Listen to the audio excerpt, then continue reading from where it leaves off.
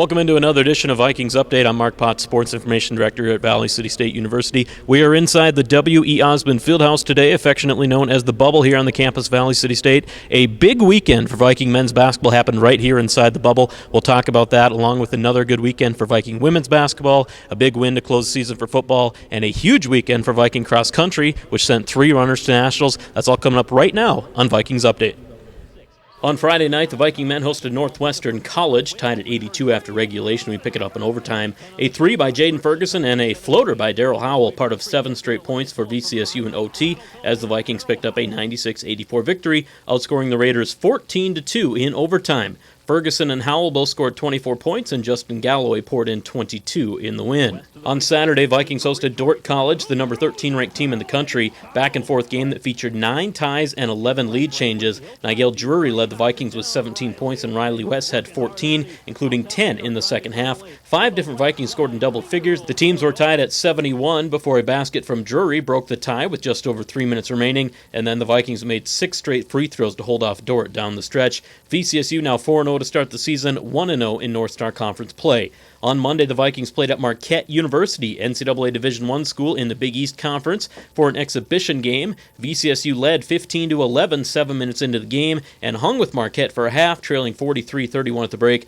but in the end, Marquette was too good as they won 98-57. Vikings on the road for another exhibition game next week, this one at North Dakota State University, November 18th at Shields Arena in Fargo. Viking women's basketball also with a big weekend, going 2-0 at the Presentation College Classic in Aberdeen, South Dakota. On Friday, Vikings took on Northwestern, who was receiving votes in the top 25 poll. VCSU played well throughout this one, led by as many as 16 points in the second half. Northwestern did rally back to within 5, but could get no closer, as VCSU won 73-68. Believed to be the first time in school history that the Viking women have beat Northwestern. They were previously 0-8 against the Red Raiders since the 2006 season. Georgia Williams had 24 points and 7 assists, and Lexi Lennon dropped 14 points in the victory. On Saturday, more of the same for VCSU as they earned a conference victory against Viterbo University, 72-50. Sarah Schwanke had 14 points. Georgia Williams poured in 18. Vikings are 4-1 overall, 2-0 in North Star play. Pair of non-conference games this weekend for the women at the Dakota Wesleyan Classic in Mitchell, South Dakota.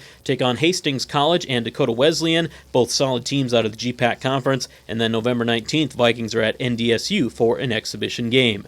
Well, it was a strong finish to the regular season this weekend for the Viking cross-country teams, which had 3 individuals qualify for nationals during the North Star Conference meet in Madison, South Dakota on Saturday. On the women's side, Jenna Coughlin placed 4th and Alexander Cardenas was 5th. Both move on to the NAI National Championships. Bailey Butts was the 3rd Viking and 24th as VCSU's women finished in 4th place out of 5 teams. For the Viking men, Michelle Herrera is headed to nationals after a 7th place finish on Saturday. Malik Jackson was 22nd and Oren Rambo 27th as VCSU's men took 5th out of 6 teams. Coughlin, Cardenas, and Herrera, they will compete at the NAI Cross Country Championships November 21st in Charlotte, North Carolina. Congrats to the Vikings on a strong finish to the season, and those 3 runners especially for their all-conference honors and national qualifier honors as well.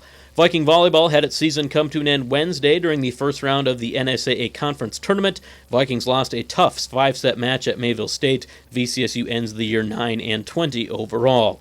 And Viking football also ended its season last week, taking part in the Dakota Bank North Star Bowl at the Fargo Dome. A strong finish to the season for the Vikings, who blitzed Waldorf College 56-7, dominating in all aspects of the game and having some fun in the process.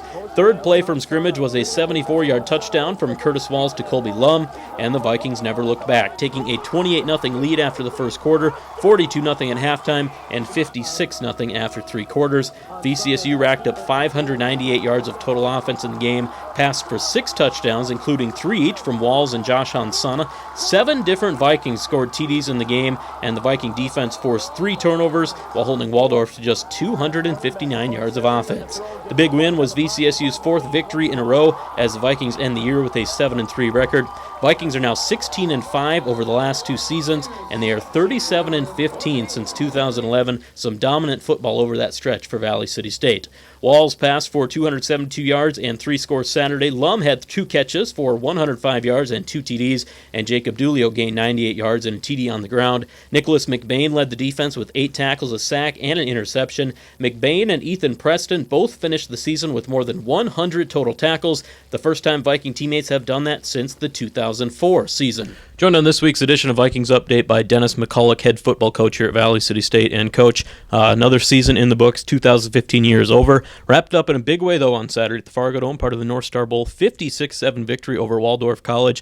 Kind of nice to see that fun win for you guys at the end of the year, I imagine.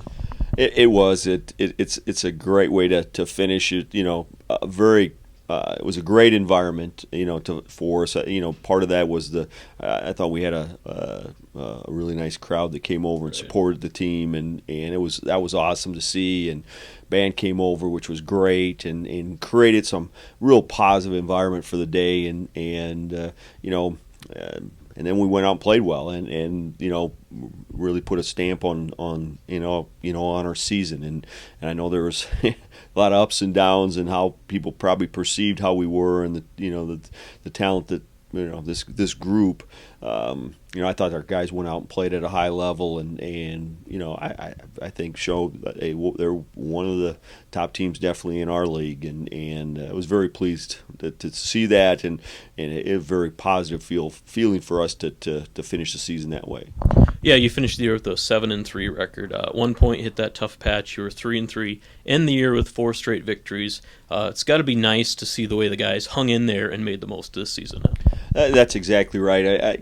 I've been around teams that had tough losses, unexpected losses before, and have struggled to stay with it, and found ways maybe to protect your ego so you don't play as hard, don't practice as hard, or quit. And this group did not do that. I mean, we after losing homecoming and a very tough loss to Mayville, and it had been very easy for guys to protect your egos and hang it up, or not practice as hard or focus. And I really thought our guys came back and worked through those things, and found a way to beat a very good Dakota State team, I think it says a lot about them and how they performed at the end of the season, and very pleased with those efforts, and again, it's not an easy thing when you're losing, and don't expect to lose a couple of games that year, to have guys come back and rally together and have some success. I imagine some of that credit goes to the coaches, keeping the guys focused, but also just the captains, the leaders on the team, the seniors, those type of guys. What did you see from them that kept the guys focused? You're exactly right. Part of it is we have guys who've been in our program now for 4 and 5 years. When we look at our 9 seniors, those guys have, most of those guys have been here and for 4 and 5 years, and they're a huge part of the whole overall program. They're not just here for themselves for a year or 2-year deal, and what's in it for me. They were much more the bigger picture of the program, and what Viking football is about, and so when you have those kind of guys and the qualities of those guys. That helps keep everybody together, because they're saying positive things about the programs, the coaches, and everybody else. That helps keeps guys' attitudes up, and also to try to get a focus back on a team. And so those guys did a great job of that, and helping us through those tough patches and keeping guys positive on the team, and that they all have worked extremely hard to get to this point. So I think part of it is too is you take a little pride in the work and the things that we've done to get themselves back to this point. Monday, Tuesday, after your last game of the year, talk a little bit about the emotions here these last couple days, and then what do you do going forward? What's up next for Viking football? Yeah, it's probably for all of us, it's a little depression mode. It's always hard to end the season.